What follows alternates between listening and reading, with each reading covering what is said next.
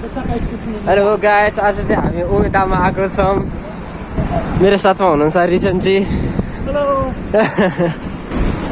रिजनजी र म चाहिँ आज सिम लिन आएको छौँ।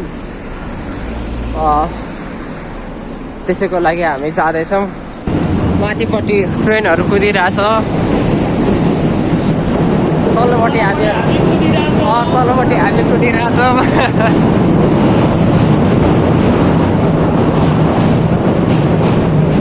रमाइलो रहेछ।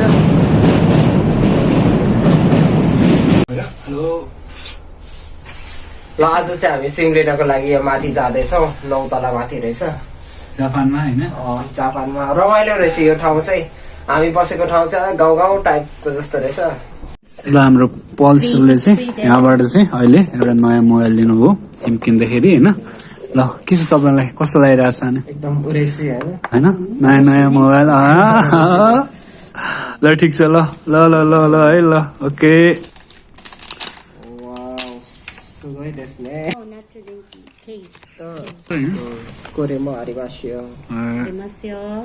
प्रेजेन्टो युकी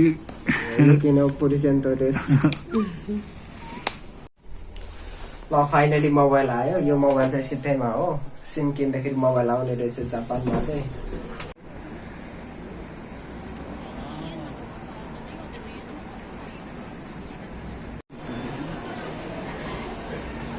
ल गाइजहरू यस्तो छ, जापानमा पनि आन्दोलन हुन्छ है गाइजहरू। जापान बन्द यही भएको निर्देश हुन्छ तर आन्दोलन हुन्छ।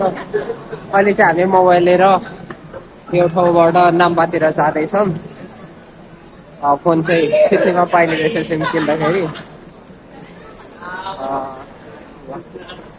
त्यस्तै छ, यहाँ चाहिँ अलि रमाइलो रहेछ ठाउँहरू। मान्छेहरू पनि एकदम भिड। उता ट्रेन गुडिरहेछ, यता मान्छेहरू यहाँ। यो ल गाइसहरू, यो चाहिँ ओसाका स्टेसन रहेछ खासमा, त्यही भएर भिडभाड छ एकदम। गाइस हामी हिँड्दैछौँ अहिले चाहिँ साइकलमा छौँ, उहाँको साइकलमा, साइकलमा। यात्रा साइकलको हो। गाह्रो छ जापानमा है, सबैले सोचेर साइकल सिकेर आउनु। जापान आउनु सब साइकल सिकेर आउनु पर्छ।